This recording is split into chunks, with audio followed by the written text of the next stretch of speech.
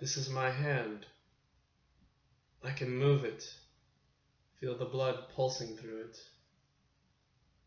The sun is still high in the sky, and I, Nate Jackson, am playing chess with death. Wait. No, that's not what we're doing. What are you talking about? I'm not playing chess with death. What the hell? I don't even own a chessboard. I mean, I thought I did, but anyway. Hello there, Nate Jackson, Criterion Collection Reviewer Guy here. Once again, my friends, number 11, Ingmar Bergman's The Seventh Seal. Oh boy, oh boy, oh boy, oh boy, oh boy. Yeah, this is a rewatch of it. I finally got around to rewatching this one, and I feel like I definitely have a better opinion of it. But this one we're gonna talk about this one a little bit more than the first one. First time around, I got around to it. 1957, 97 minutes, black and white, monaural Swedish.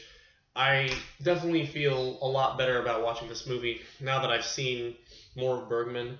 I don't think that this was the first movie that I should have seen of Bergman. I feel like I should have gotten into one of his more mainstream movies.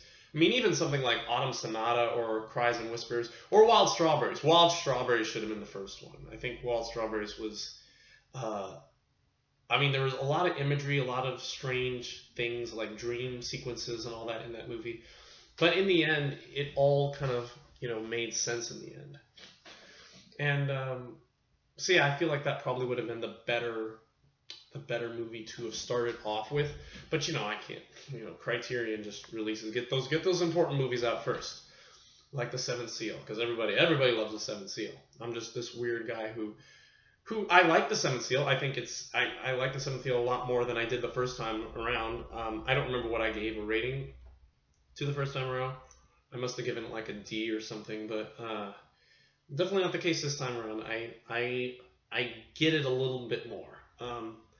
But yeah, let me tell you about The Seventh Seal as far as I can remember. So obviously the whole movie revolves around this knight, Antonius Block, played by Max von Sydow. And that's another thing I really liked about rewatching Seventh Seal, seeing all the regulars, all the Bergman regulars. Gunnar Bjornsson, Max von Sydow, B.B. Anderson, who else? I forget who else is there. Yeah, that's Gunnel Lindblom. Yeah, cool to see all those people, again. And I was like, oh yeah, from that movie, I remember that movie. That. Yeah. Especially Bjornsson from Bjornstrand from Winter Light, and the clown, the singer from Fanny and Alexander. So Antonius Block is playing chess with death. It's set in the Crusades. It's right after the Crusades. He's a knight who fought in the Crusades, and so he's playing chess with death. And he so throughout the movie, he's death follows him wherever he goes. And we also get these jugglers. There's I forget their names. Thankfully, the booklet. There's Scat, Joff, and his wife Mia. And Joff and Mia have a son named Mikkel. And Joff's a very friendly guy. He's a very just very friendly kind of guy. And he and his wife are they're kind of happy-go-lucky, but also very, just kind of like the nicest people you could meet, I guess, And so they're traveling with Scat, and they come to this village. They play in this village, and God, see, that's the thing. It's hard to describe, just because of how just the scenes kind of jump. Yeah, they play, and then there's this procession of this with a fake Christ on the cross. That was a little confusing. That I didn't understand why that was coming, why that scene happened. I think it was just a lot of people, just people who I think it's probably the. I'd like to think that scene was the modern day equivalent would be the Westboro Baptist Church, because they're just talking blah blah blah blah blah. Although obviously I'm sure those people believe in God a lot better than that church does, because obviously a lot of that, yeah. Anyway, so, and of course there's Bjornstrand playing Jones, the squire, and he meets up with, and so he meets up with Antonius Block and just all the other, and they all get together on this hill, and they eat wild strawberries together, and it's funny because when I heard wild strawberries, I was like, and if I was Bergman, I would have stuck my head in and just like coming soon. I don't even know if he was working on Wild Strawberries at the time, but it's funny to hear that phrase, and then his next movie would be called Wild Strawberries. And I know he didn't take it from that movie, but maybe he had. I don't know. But yeah, so so basically everybody gets together at the end and toward the middle, and they travel on together, and while they're on so earlier in the tavern, or before the procession, by the church procession, the God-fearers, Scat is seduced by this woman, Lisa, and Lisa, is very attractive. She shows her butt, or she bends over and shows Scat her butt, and so they get together. And her husband, Block, was it Block? Oh, no, not Block. Plog, it gets jealous and tortures Joff in this tavern because he thinks that he's sleeping with his wife and all that. Also, who's the other character? Raval the seminarian. He is caught by Jean's trying to steal a bracelet off a dead man, and he's caught because he tries to tortures Joff as well, and Jean's attacks Ravel in the tavern. I believe that's what happened. I'm pretty sure that's what happens. And so later on, when they're, I guess Ravel gets this plague, and everybody, and his daughter, or the squire's girl, wants to help him, give him water, but John says no, just let him suffer. He's of no help for anyone. And so anyway, so later on, they meet up with Plog meets up with the group, and and Scat kills himself because I think Plog finds out that Lisa was flirting, or Scat was flirting with Lisa, although Lisa was flirting with Scat. And so kills himself. They move on, but then Scat gets up because it's a trick knife, climbs a tree and hides out, and Death comes by and cuts down the tree and kills him. So anyway, while they're moving on, Death keeps playing chess with Block, Antonius, and at one point Antonius tries to buy time by knocking over the pieces, but Death remembers where the pieces were, and in the end, Death ends up winning, making checkmate. And so he says that the next time they meet, we will all, it'll be the end for your friends. So they go to his wife's house, Block's wife, Karen, and they have dinner together for the last time. And they meet, and no sooner they finish than Death comes by, and the knight, pleads, the Block pleads with God to, have mercy on them, but the squire's girl is just fascinated with this, and to be honest with you, I don't like that kind of character. She just stares. The girls, or I guess maybe women, who just have that weird staring look, like in The Passion of Joan of Arc, I couldn't stand looking at that actress because of just the way she looked. Modern day equivalent would be like Zooey Deschanel, because her eyes are just looks dead. Just looks basically dead behind the head. And then she finally ends up delivering. She's mute throughout the entire movie until that last scene, and where she ends it by saying "It is finished." And then the next thing we see is them dancing with Death, holding hands, and the Death is dragging them along. And Joff and Joff and what's her name? Mia are watching them dance, or Joff sees it. Joff has these visions. Apparently, he's the one who could see. He could see Death playing chess with Antonius, but Mia can't. And so, but they're okay. They apparently he bought them time. Antonius bought them time to get away, and they got away, and they're okay. And they just move on as they are, and that's basically the movie. Oh yeah, there's other scenes like when Death tricks, and that's another scene that was kind of bugged me. Death tricks Antonius into revealing his strategy by pretending to be a priest in a confession booth, and so Antonius confesses, his feelings about Death to Death. And, and I swear Antonius looks at him at least 2 or 3 times and doesn't think that he's Death until Death says, until he reveals the move and Death says, "I'll remember that." And he's like, "Wait, what?" It's like, "You tricked me." And then I'm like, oh, jeez.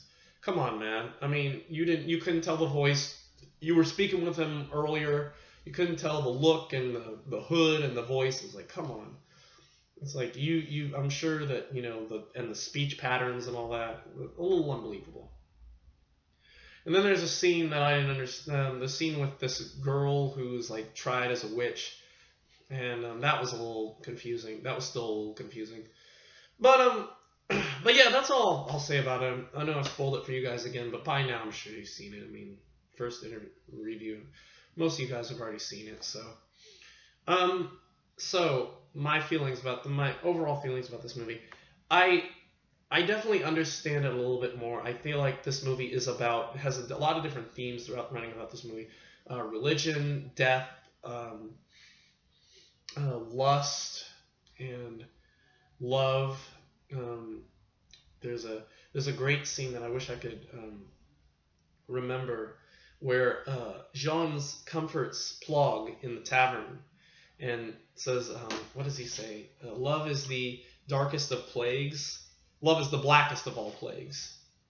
And so, man, and there's just this scene where he just tries to, just totally denounces love, and it's really interesting. That's some really interesting quotes. And so, yeah, so basically that's, I feel like, comparing this movie to all the other movies he did, I feel like this is probably just something that, I feel like, thinking about all his other movies, considering this was, I think the one he did this one was between Smiles of a Summer Night and Wild Strawberries. I feel like he just wanted to make something very different. And if you look at it as just something that's a little different from his other movies, then you can see, hey, it's Bergman, there it is, It's not, supposed to be obviously it's a very, influential movie, and it's probably his most popular, but I don't see it that way. I just see it as a different Bergman movie, because I definitely there are still movies that I like better than this one, like Wild Strawberries, Scenes from a Marriage, Fanny Alexander. I feel that those were so much more stronger movies, probably because of my love of plot and, explained plot and clear to understand plot. So yeah, because of that, those, and maybe just the stories. I just like the stories in Wild Strawberries and Fanny Alexander and Scenes from Marriage, and a lot better. Even Winter Light, I think, if there is a religious, obviously there's a really religious aspect to this movie, and I think Winter Light was his answer to the Seventh Seal, to people who couldn't understand the Seventh Seal, saying, okay, well, here's some more about religion with a much more clearer plot.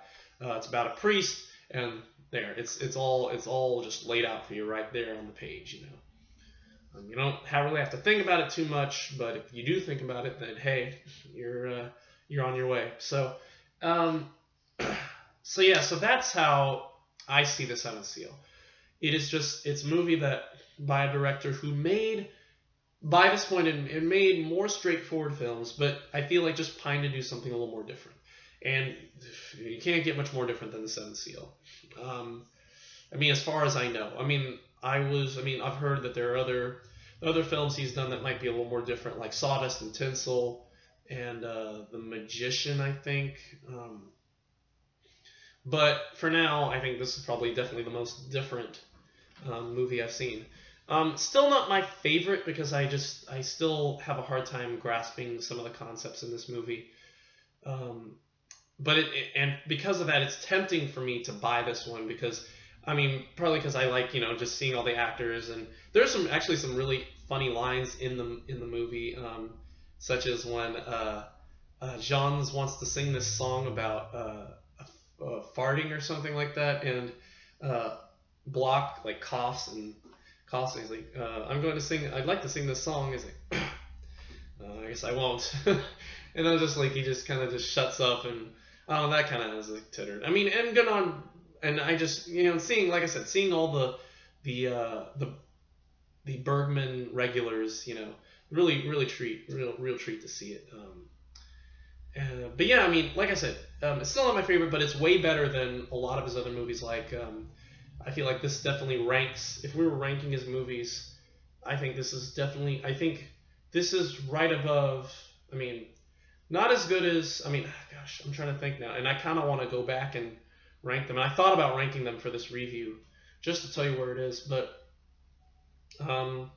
let's think. I think it's probably.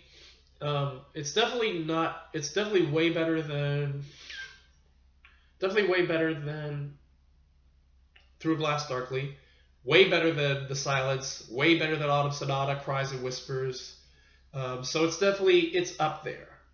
But I think like movies like Wild Strawberries and even Smiles of a Summer Night and Magic Flute, Scenes from Marriage, Fanny Alexander, way stronger movies.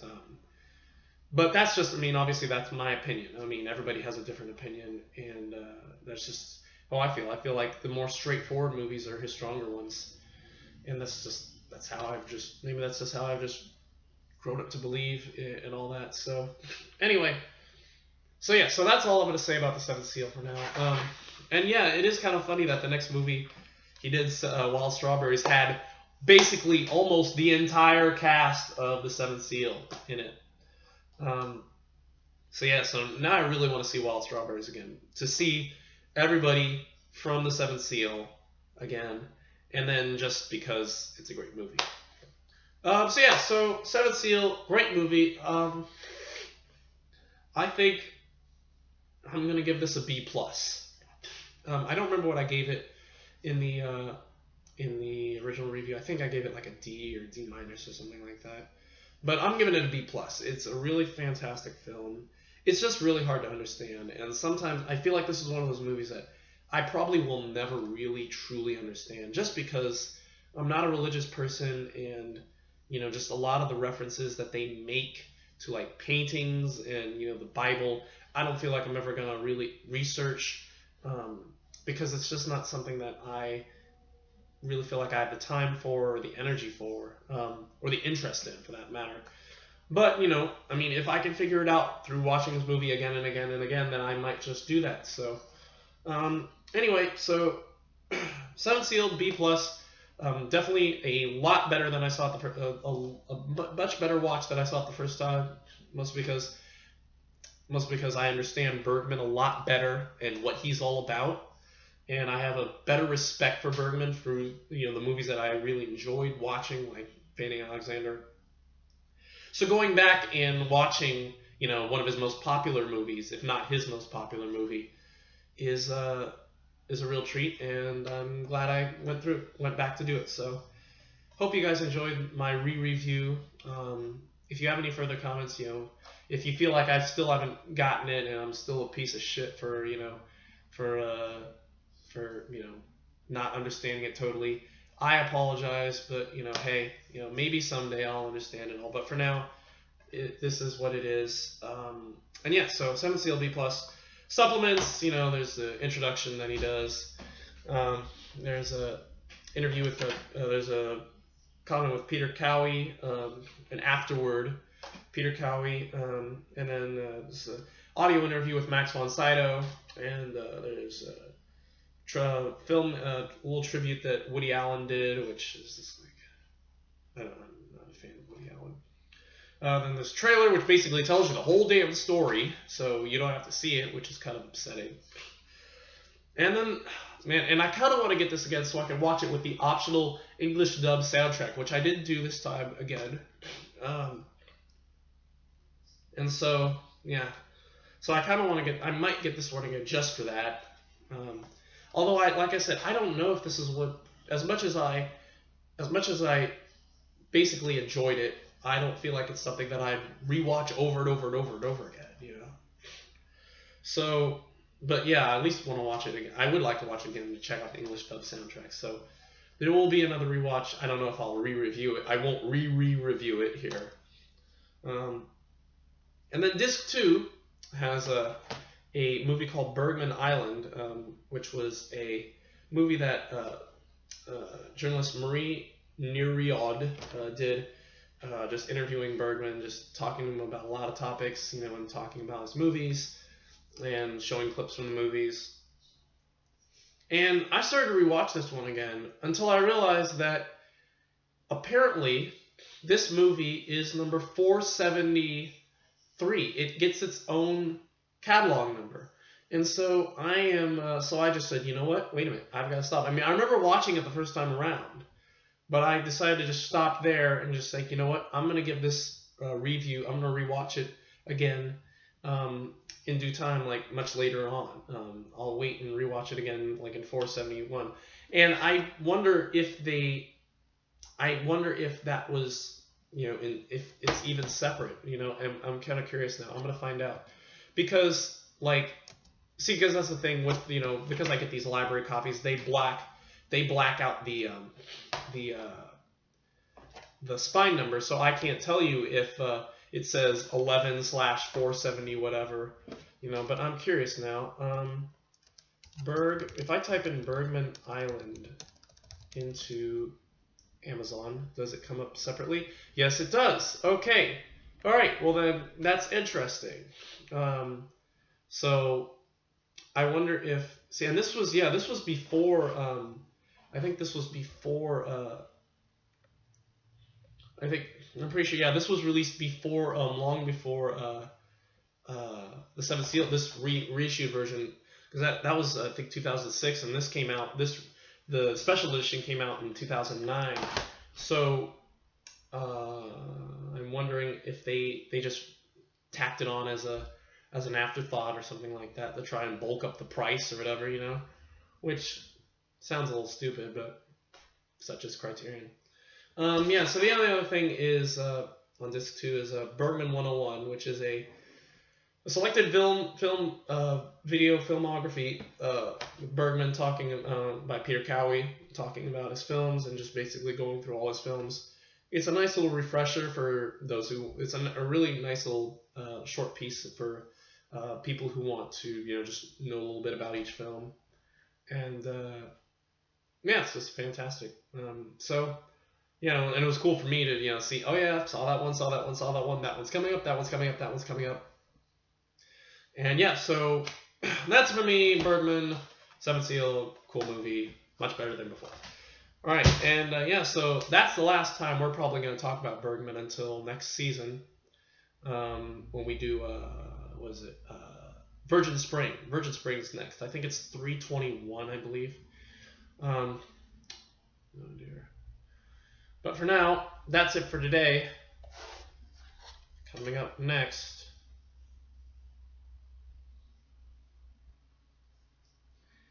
I have a feeling, as much as I want to give this a better view, I think that this still is going to bug me.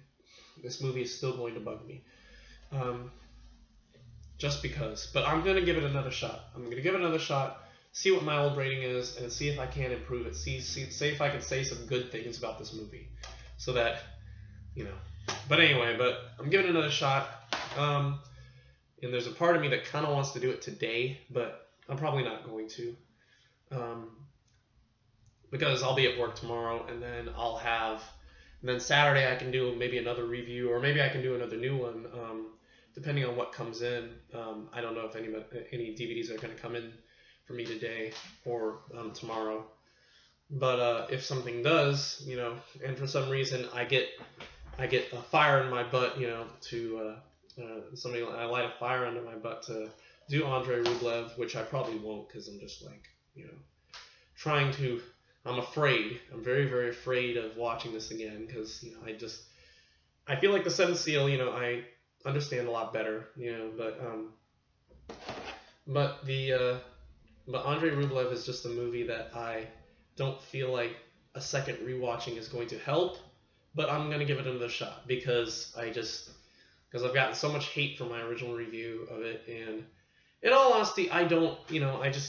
Still really early in my rewatchings of Criterion movies and reviewing. So, I understand, these art house movies a little bit better. And I'm just looking up to see if there were any other. But yeah, and that's the thing, I don't honestly have a great grasp of Tarkovsky either. The only movies I've seen of him outside of Andrei Rublev is Solaris and his adaptation of The Killers. Looks like we do. And the only other movie we have on Tarkovsky coming up is next season we're going to do Ivan's Childhood, and so that's the only other one that we have left. So I don't know if that's going to help me, understand Tarkovsky, but maybe Criterion will have some more coming up soon. So anyway, that's it for me. Thanks for watching. So like I said, Saturday, probably this. We'll see you on Saturday for this. Morals. Oh, we need some morals. Morals. Don't play chess with death. Don't play chess with death. Don't flirt. If you're married, don't flirt with another man by showing him your butt. Don't bend over. Let's see. Don't have the weird mute girl eyes. And I don't know. Just, if you believe in God, don't force it upon anyone else. So anyway, that's it for me. Thank you for watching, and we will see you on Saturday for our rewatching of Andrei Rublev. And until then, goodbye. It is finished.